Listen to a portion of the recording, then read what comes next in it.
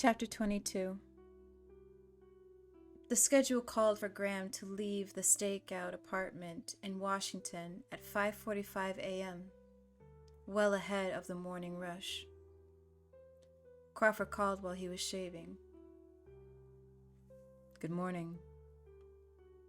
"Not so good," Crawford said. "The tooth fairy got Lowndes in Chicago." "Oh, hell no." "He's not dead yet, and he's asking for you. He can't wait long." "I'll go." "Meet me at the airport. United, 2:45. It leaves in 40 minutes. You can be back for the stakeout, if it's still on." Special Agent Chester from the Chicago FBI office met them at O'Hare in a downpour. Chicago is a city used to sirens. The traffic parted reluctantly in front of them as Chester howled down the expressway, his red light flashing pink on the driving rain. He raised his voice above the siren. "Chicago PD says he was jumped in his garage. My stuff is secondhand. We're not popular around here today." "How much is out?" Crawford said. "The whole thing. Trap, all of it." "Did Lowndes get a look at him?" "I haven't heard a description. Chicago PD put out an all-points bulletin for a license plate number 6020.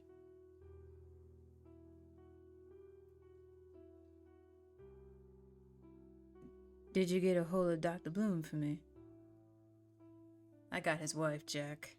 Dr. Bloom had his gallbladder taken out this morning." "Glorious," Crawford said. Chester pulled out under the dripping hospital portico. He turned in his seat.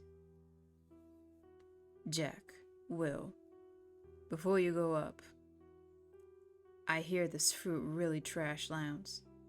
You ought to be ready for that." Graham nodded.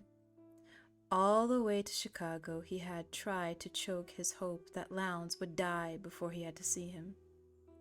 The corridor of Page Burn Center was a tube of spotless tile.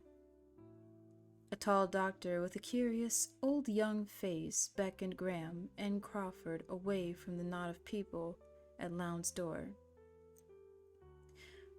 "Mr. Lowndes' burns are fatal," the doctor said. "I can help him with the pain, and I intend to do it. He breathed fumes and his throat and lungs are damaged. He may not regain consciousness. In his condition, that would be a blessing. In the event that he does regain consciousness, the city police have asked me to take the airway out of his throat so that he might properly ask questions. I've agreed to try to have him answer your questions, but only briefly.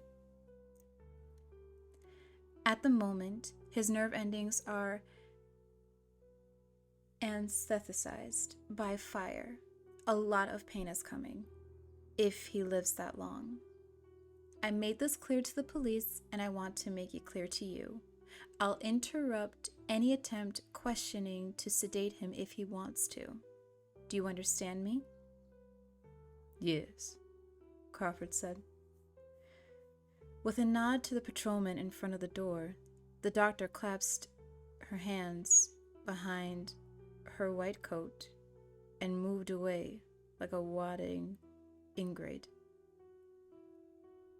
Crawford glanced at Graham. "You okay?" "I'm okay. I had the SWAT team."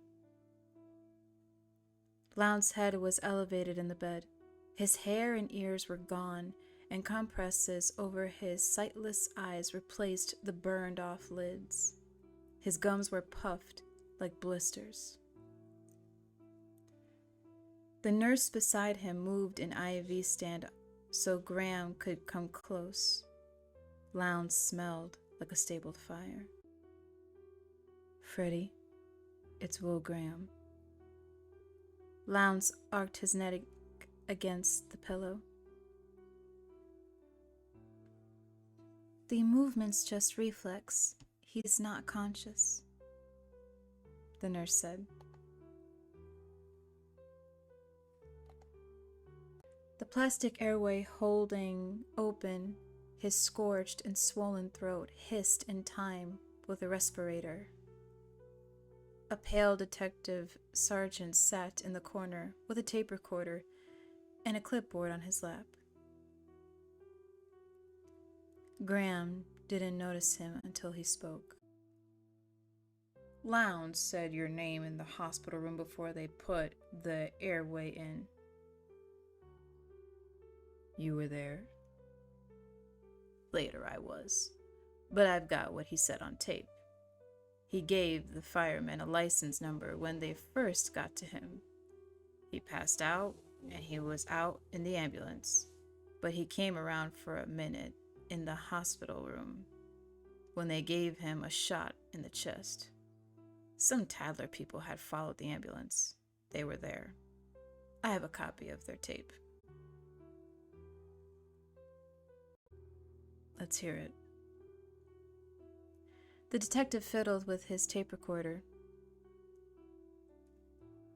I think you want to use the earphone, he said, his face carefully blank. He pushed the button. Graham heard voices, the rattle of casters. Put him in there. The bump of a litter on a swinging door, a wretched coughing, and a voice croaking, speaking without lips.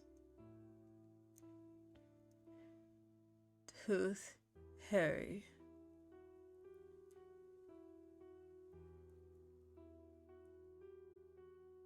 Freddie, did you see him? What did he look like, Freddie? Wendy? Please, Wendy.